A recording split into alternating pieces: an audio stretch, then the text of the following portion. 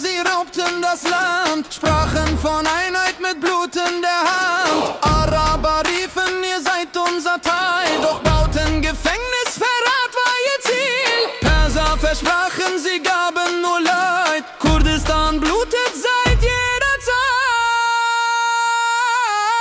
Kuchike Türk, Kuchike Arab, Kuchike Faris, Demine gelle, Rafrine gelan, Denge shoresh jidlo jannem emira binbe. Kuchike Türk, Kuchike Arab, Kuchike Faris, Demine gelle, Rafrine gelan, Denge shoresh jidlo jannem emira binbe.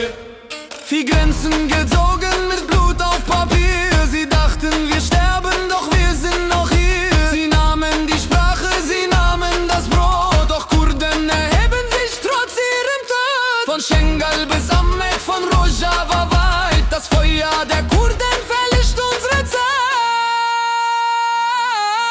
Kuchike Türk, Kuchike Arab, Kuchike Faris, Demine gelle, Rafrine gelan, Denge shoresh jidlo jannem emira binbe. Sie nannten uns nichts, doch wir sind der Stein, aus Bergen geboren, wir brechen sie ein.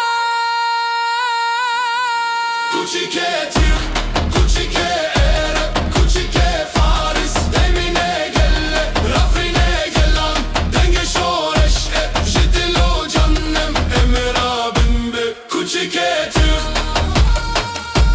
Kuchike Arab, Kuchike Faris, Demine gelle, Kuchike Türk.